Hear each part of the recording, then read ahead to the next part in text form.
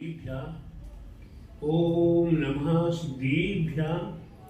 ओम नमः सिद्धेभ्यः। मंगलम भगवान वीरो मंगलम गोतिमोगणी मंगलम कुंद कुंद्यार्यो जीन धर्मोस्तु मंगलम सर्व मंगल मांगल्यम सर्व कल्याणकारिकम प्रधानम सर्वधर्माणां जैनं जेतुशासीनं जैनं जेतुशासीनं जैनं जेतुशासीनं।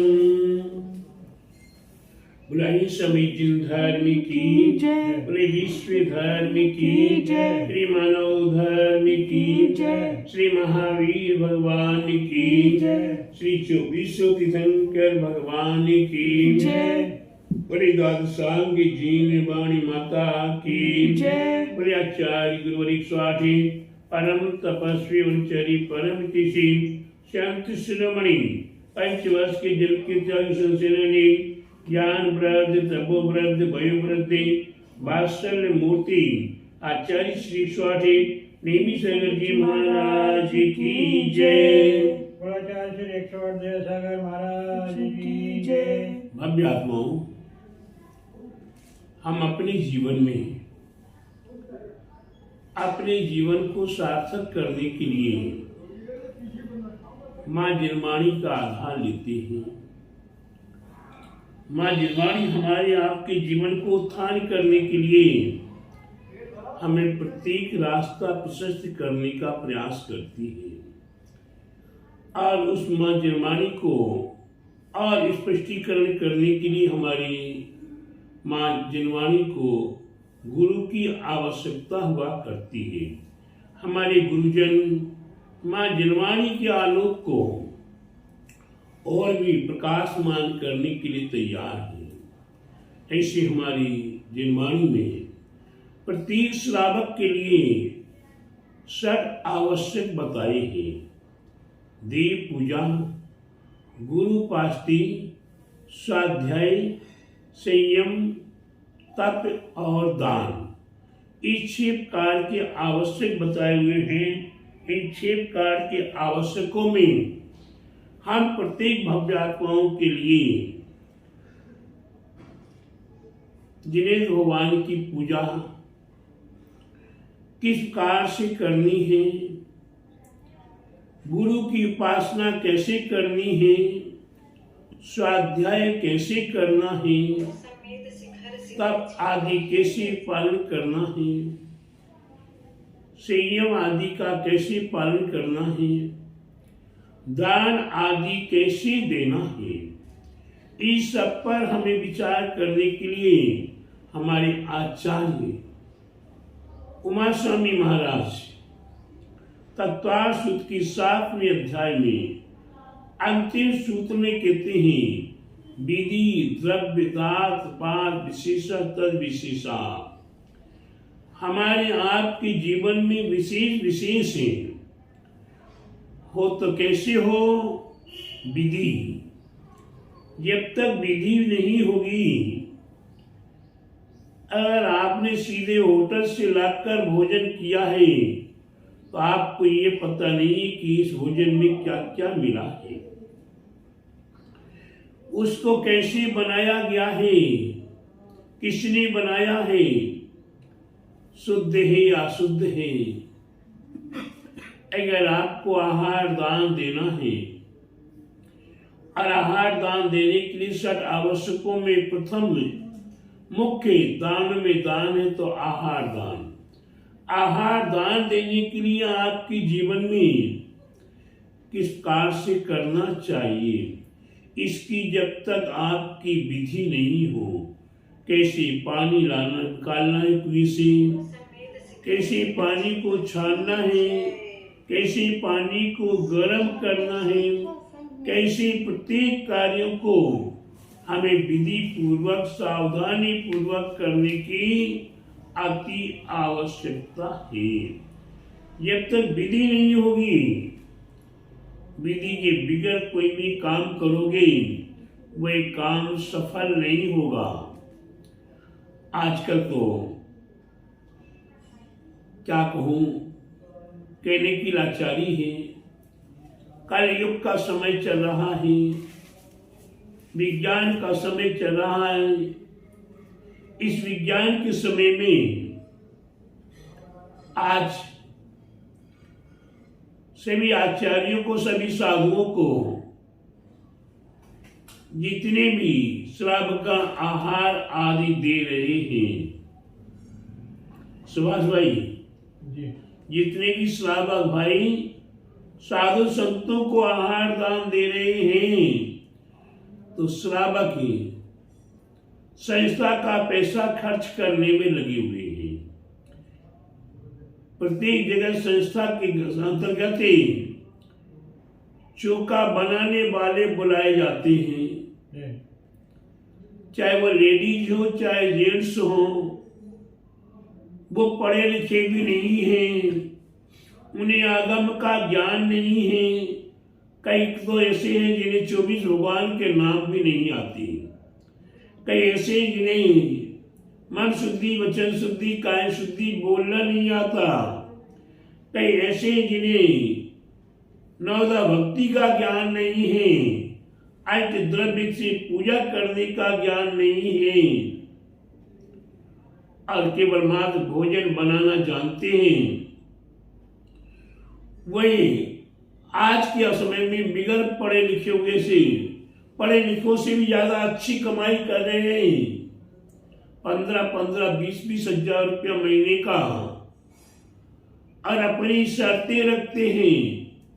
तो प्यारे बंधुओं, ऐसा आहार बनवाना, क्योंकि हमारे पैसा तो लग नहीं रहा।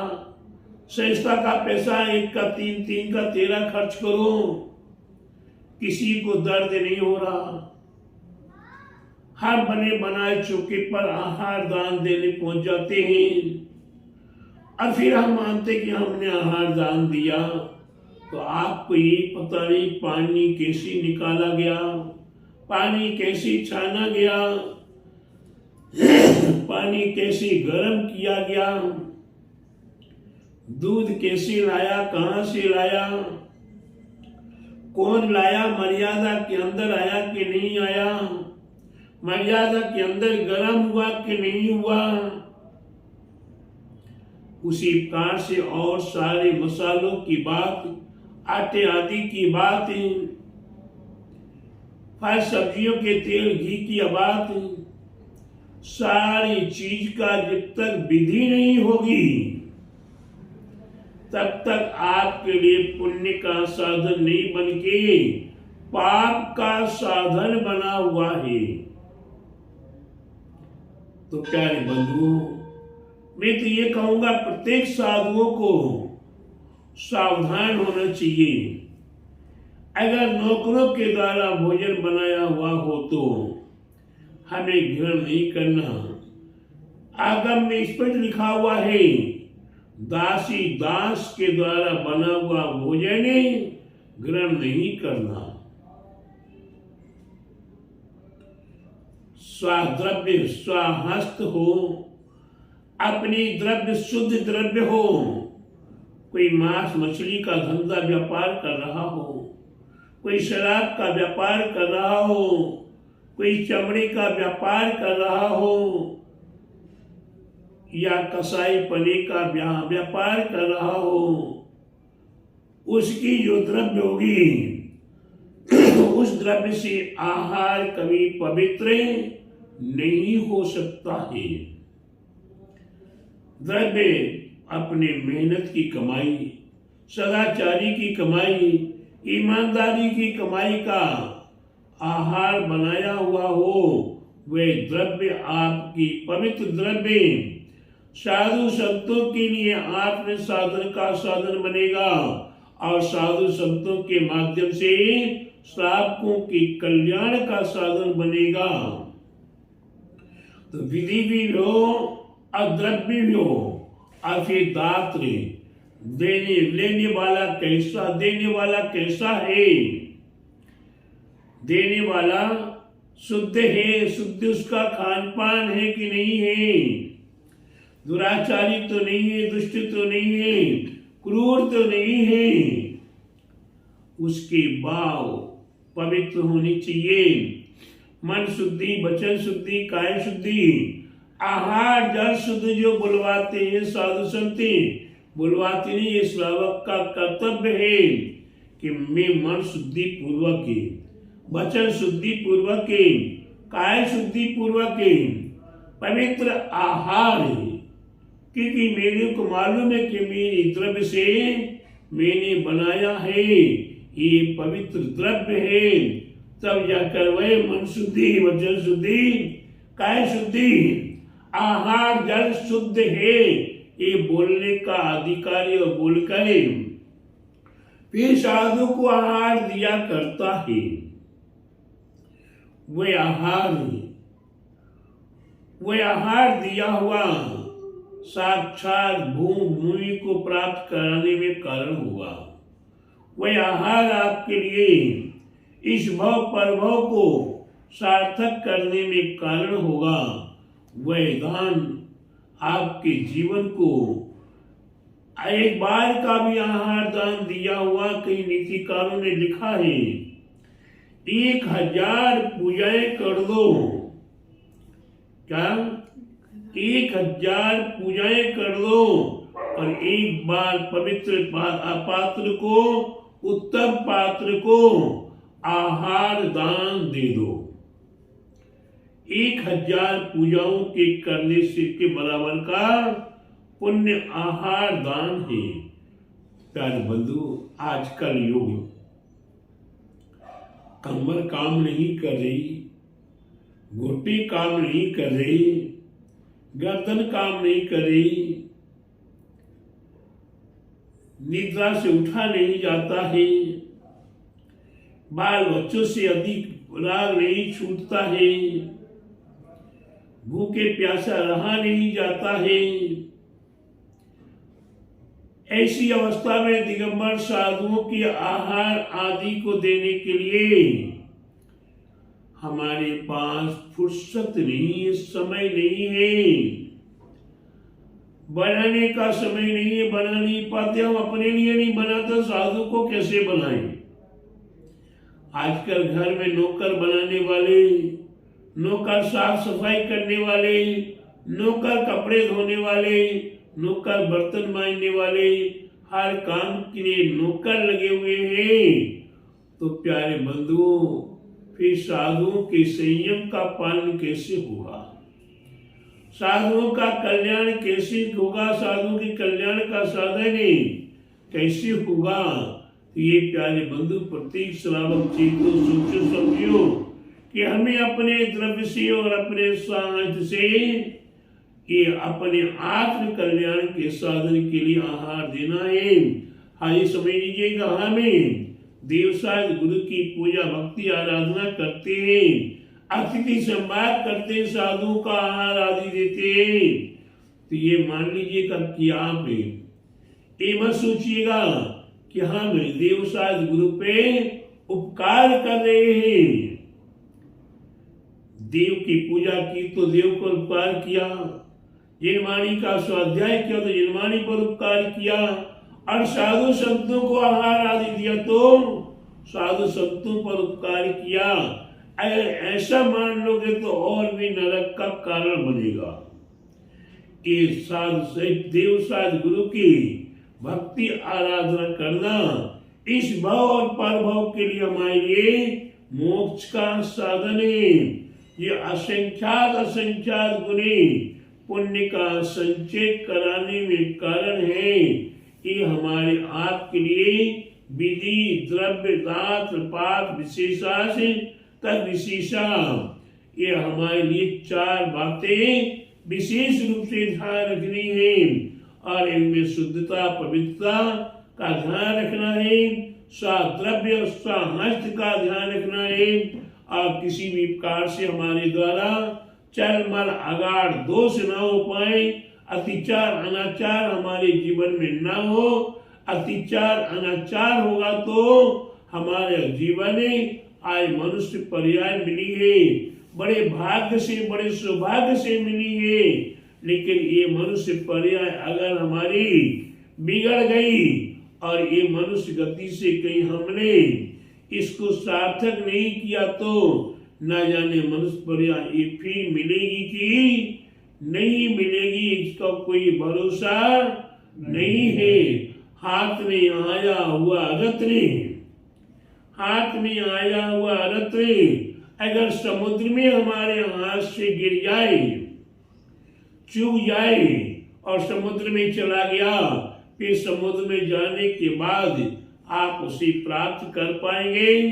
नहीं कर पाएंगे। ठीक ये जगत संसार समुद्र से भी गया बीता है, जिसमें 84 लाख योनियां है, चतुर गति है, इसमें ये मनुष्य पर्याय खो जाएगी तो फिर कब मिले और ना मिले कोई ठिकाना नहीं है। इसलिए इस रत्न को संभाल लीजिए, और जिन्होंने इस रत्न को संभाला है तो नियम से उन्हें अवश्य ईश्वर आदि प्राप्त होगा, उच्च गतियां प्राप्त होंगी और मनुष्य गति को प्राप्त करें। असीम असीम पुण्य का संचय करता हुआ परम पद को भी प्राप्त कर सकता है। अगर मोक्ष जाना है तो ये मनुष्य पर्याय से ही मोक्ष जाने का साधन बनेगा। इसके अलावा आप कहीं भी चले जाओ, वहां से मोक्ष जाने का साधन नहीं बनेगा। इसलिए प्रत्येक भव्यात्माएं इस मनुष्य पर्याय को सार्थक करें और अपने जीवन को पावनप्रद करने के लिए इस भाव और प्रभाव को सार्थक करने के लिए ये विधि आदि बताइए, इसको स्वीकार करें, अपने जीवन को सार्थक करें।